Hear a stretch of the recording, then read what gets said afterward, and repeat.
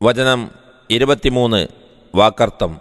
വലഖദ് അർസൽന തീർച്ചയായും നാം അയക്കുകയുണ്ടായി നൂഹിനെ ഇലാ ഖൗമിഹി തൻ്റെ ജനതയിലേക്ക്.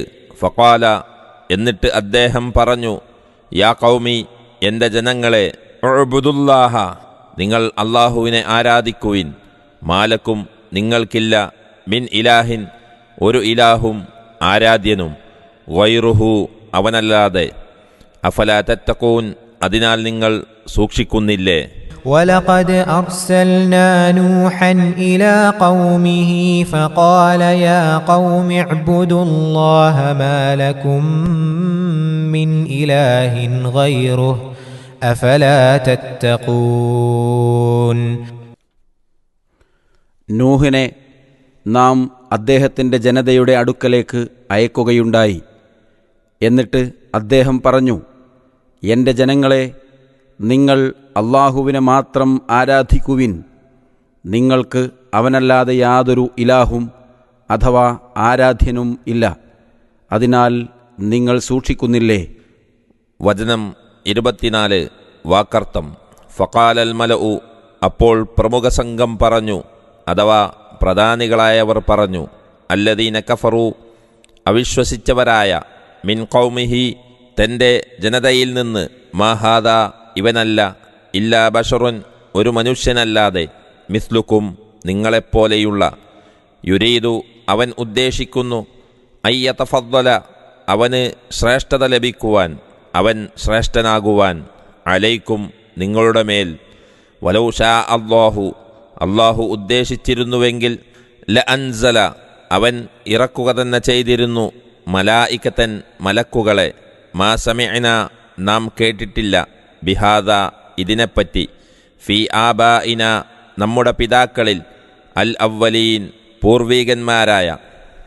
فقال الملأ الذين كفروا من قومه ما هذا إلا بشر مثلكم ما هذا إلا بشر مثلكم يريد أن يتفضل عليكم ولو شاء الله لأنزل ملائكة ما سمعنا بهذا في آبائنا الأولين. അപ്പോൾ അദ്ദേഹത്തിൻ്റെ ജനങ്ങളിൽ നിന്ന് അവിശ്വസിച്ചവരായ പ്രമുഖ സംഘം പറഞ്ഞു, ജനങ്ങളെ, ഇവൻ നിങ്ങളെപ്പോലെയുള്ള ഒരു മനുഷ്യനെന്നല്ലാതെ മറ്റൊന്നും അല്ല. തനിക്ക് നിങ്ങളുടെ മേൽ ശ്രേഷ്ഠത ലഭിക്കുവാൻ അവൻ ഉദ്ദേശിക്കുകയാണ്. അല്ലാഹു ഉദ്ദേശിച്ചിരുന്നുവെങ്കിൽ അവൻ മലക്കുകളെ തന്നെ ഇറക്കുമായിരുന്നു. നമ്മുടെ പൂർവികന്മാരായ പിതാക്കളിൽ നാം ഇതിനെപ്പറ്റി കേട്ടിട്ടില്ല. വചനം 25 വാക്കർത്ഥം.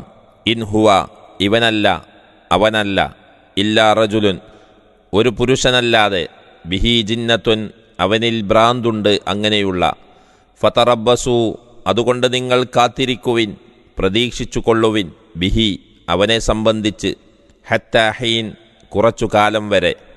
ഇൻ ഹുവ ഇല്ലാ റജുലുൻ ബിഹി ജിന്നത്തുൻ ഫതറബ്ബസു ബിഹി ഹത്താ ഹീൻ.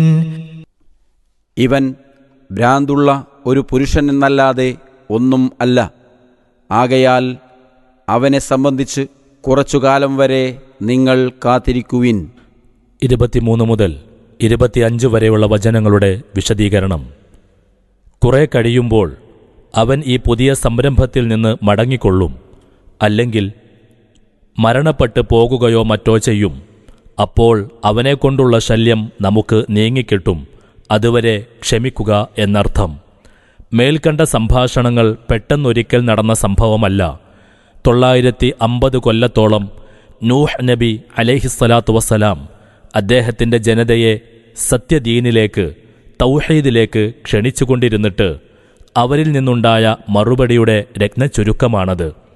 അങ്ങനെ അവരിൽ നിന്ന് യാതൊരു നന്മയും പ്രതീക്ഷിക്കുവാനില്ലെന്ന് അദ്ദേഹത്തിന് ബോധ്യമായി.